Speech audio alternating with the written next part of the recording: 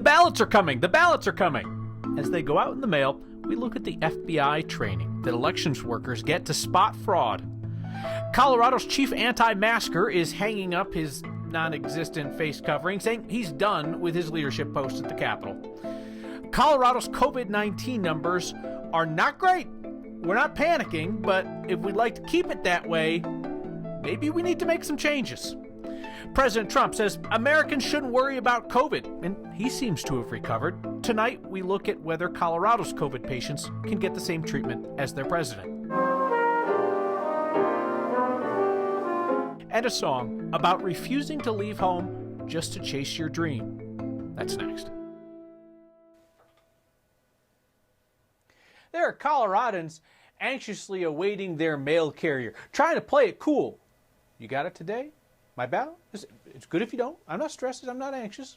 But ballots for November's election did hit the mail today. So when you send them back, you should know it's your signature that's going to get scrutinized.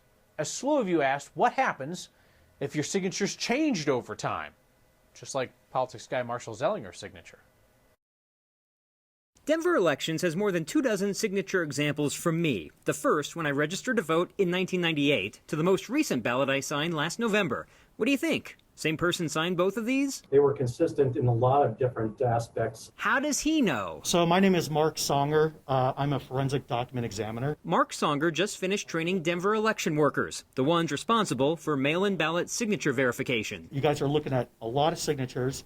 So you guys have to make an evaluation very quickly. Just because your signature changes over time does not mean your ballot will get tossed. Take, for example, one handwritten signature of mine compared to a time I signed with my finger on a digital keypad. It appears that there's some consistency in terms of the spacing, the size and proportion of the letters, the spacing between your first name, the middle initial, and your last name. I like that. Bringing in someone with Mark's experience where he's been doing this for years and really can take the deep dive into what the differences and the variations and those kind of things is very important. I'll let you decide if the election workers really needed to learn about the Lindbergh kidnapping ransom note or the Howard Hughes will before getting to specific examples of spacing, size, and loops. Any kind of signature discrepancies, we usually see less than 1% on that. Questionable signatures are really a small issue. In November 2018, Denver voters returned 296,000 mail-in ballots. 857 were rejected because of signatures that were not remedied after the voter was notified. 0.3% of the votes. In Arapahoe County, 1,700 ballots were rejected for bad signatures that were not fixed out of 258,000, 0.7%. And in Jefferson County, 440 out of 303,000, 0.1%. Just because an election worker flags your signature as questionable doesn't mean your vote is not going to count. You'll get a letter telling you about the signature discrepancy and how to fix it. There's an 8-day period after Election Day, this year it's 9 because of Veterans Day, where your signature issue can be fixed. That's why election results on election night are unofficial, and when the results change in the days after, it's not because votes were turned in late and still counted. It's because issues like this were allowed to be fixed. Kyle. Are people allowed to peek at whatever signature's on file to be like, oh, no, that's how I rolled 20 years ago. Let me give you a fresh one? We got that question on Twitter, and I thought that would probably be no, you can't, because then clearly someone might be able to forge or something. But I reached out to Denver Elections, and I was told if you're really concerned, you could show up, show an ID, say, hey, show me what you got on file. I just wanted to make sure it's in line. I don't know that every clerk's going to do that, but at least in Denver it was said. For that one person on Twitter, and now a few 100,000 people that are watching, you can do that. Gotcha. Always been jealous of him because he gets to sign with a Z. I do it big like Zorro. All right. Thank you, Marshall. Hey, may I make a recommendation? Want to point you towards somebody else's work that I think is worth your time. Colorado Public Radio is out with an investigation of Democratic Secretary of State Jenna Griswold and how her partisanship has strained relationships with the bipartisan group of county clerks who run elections in Colorado. If you watch Next frequently, you know that I offered a commentary recently sharing my analysis that Griswold's relentless partisanship could play right into false claims made by Republicans that Democrats are trying to rig the election. This CPR News investigation outlines county clerks' concerns about Griswold's competence. and whether her goal is running elections or running for her next political office. You can find a link to the CPR news piece on the next Facebook page. One of the top Republican leaders at the state capitol says he won't run again for a leadership post. It appeared that House Minority Leader Patrick Neville was likely to be ousted by his fellow Republicans anyway, but he's going to head for the exits on his own. Neville's confrontational approach won praise on talk radio more so than it won elections. During the pandemic, he emerged as Colorado's most prominent anti-masker and the chief critic of Democratic Governor Jared Polis. Neville at one point said that the governor, who's Jewish, was issuing stay-home orders that led to a quote-unquote Gestapo-like mentality. Our politics guy Marshall Zellinger says that Representative Hugh McKean of Loveland is the favorite to replace Neville, whether Neville decided to run or just to walk away. Colorado's COVID-19 cases and hospitalizations are rising at the rate that the governor came out today to ask all of us to just cut down on the number of people that were around every day. The governor says the numbers now are the most concerning since that second wave in early June. Let's look at hospitalizations first. We're not seeing hospital capacity being threatened, but obviously you want to flag an issue well before it gets near capacity, right? There are 268 people hospitalized in Colorado with COVID-19 right now. We have not seen a number like that since mid-July. Our 7-day average is 237 patients, up from 187 patients a week ago. Positivity rate yesterday was 3.46%. Our 7-day average is 3.66%. It's up from 3.34% a week ago. So we're still staying below that 5% trigger. That would really worry epidemiologists. Then new cases. Colorado added 677 new cases of COVID-19 yesterday, bumps our 7-day average up to 610 per day. For comparison, we were at 595 a day this time last week.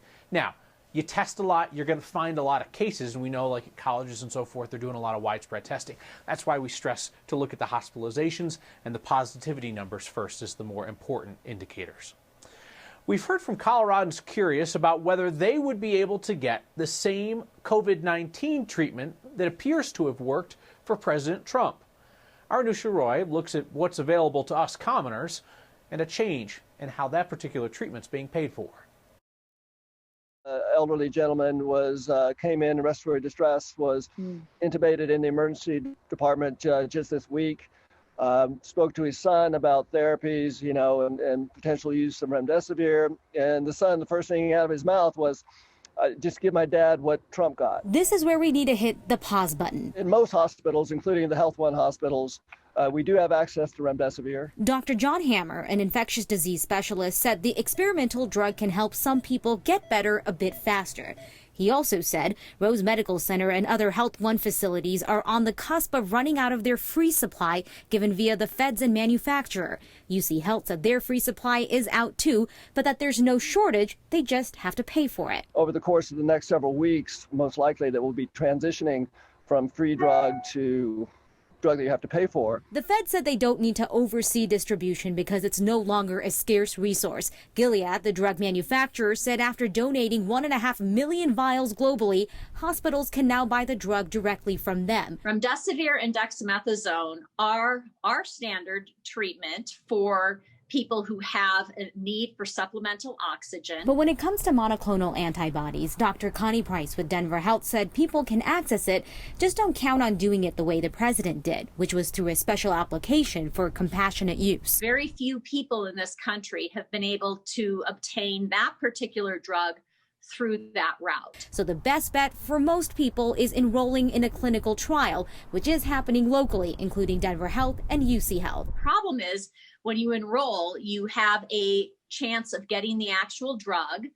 versus the placebo.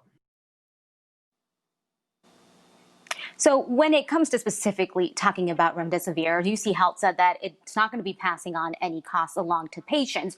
We also had a chance to talk to the Colorado Association of Health Plans, and they said that if a doctor signs off on this treatment, the health insurance company says, yeah, it's good to go, that there should be insurance coverage for this. But there's always a but with this, that it just depends on a person's individual plan if there's any out-of-pocket costs. So Kyle, this is just a big fancy way of reminding people, check your insurance plan so that you're not surprised by anything. obviously, President of the United States is naturally going to have a lot of advantages that most people don't, rightfully so, like helicopter rides to the hospital, but also early intervention. I mean, you've got doctors in the building staring at you every day, asking you how you feel, checking the people around you, that kind of thing. Early intervention appears to be so key. Yeah, absolutely. And it's definitely a very interesting part of the research that's happening right now. I was talking to Dr. Hammer about this from Rose Medical Center, that they are looking into, especially that antibody research of what happens if you give it to people before they go to the hospital, and what does that early intervention do to the path of the virus. I mean, all of this, he was saying, deserves so much more research. All right, Dusha Roy, thank you very much. He could have left Denver and made a name for himself in some city with a big-time jazz scene. Every time I would think of leaving, it seems like something would come along that showed that I could keep doing it from here. Ron Miles is getting national attention from right here in our backyard. And good news travels fast, so let's make time for the biggest, best things in your life. Next.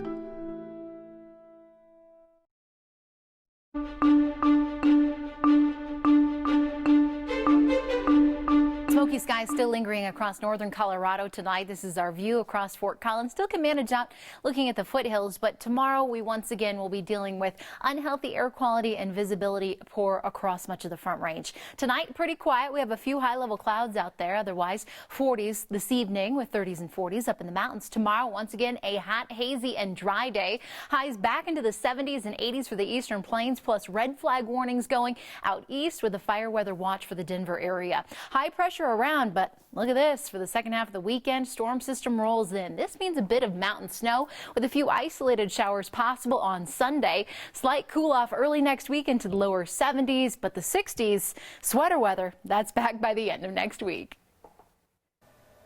Question. Name something that is contagious but not horrible. I would say happiness. We've been spreading your good news every Friday since Next first went on the air, and it never gets old. Today, we went in search of it at the Central Park Station RTD stop. Despite what's all going on, you have to look at each day as a new day to start something new.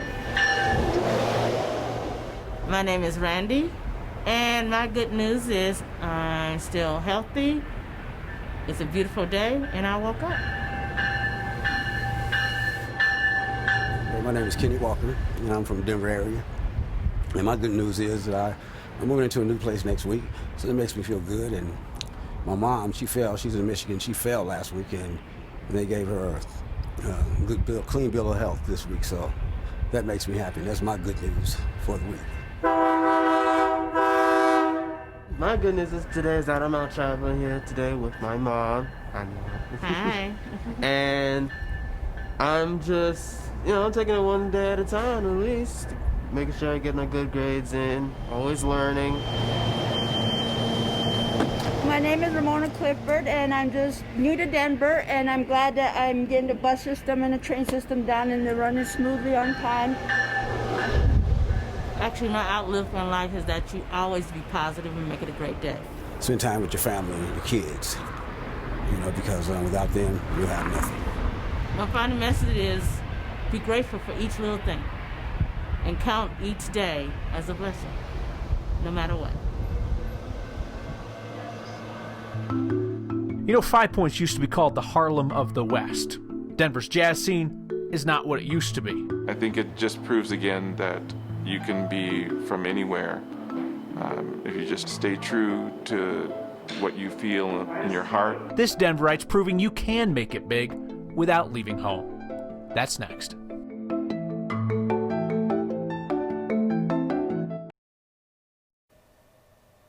Ron Miles is a jazz musician in Denver who's having the kind of success that prompts the unusual question, why are you still here? Denver isn't the jazz city that it was decades ago, yet Miles chose to make his home and make his new album here.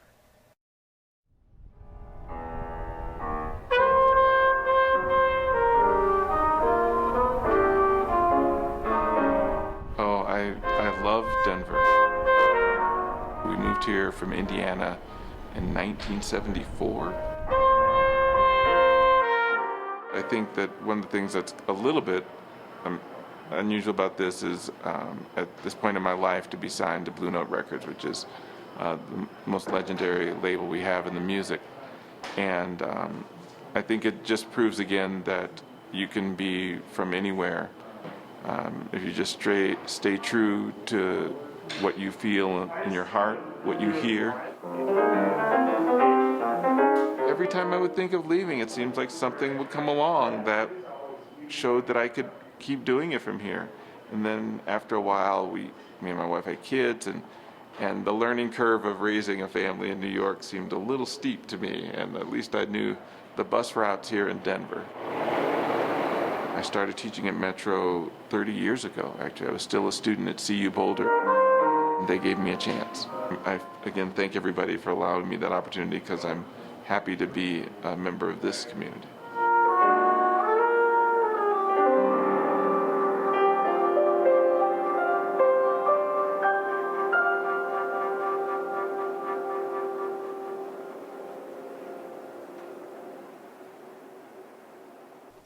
There's an idea to make politics more palatable, combining voting and beer. What in the world could go wrong with that? Next.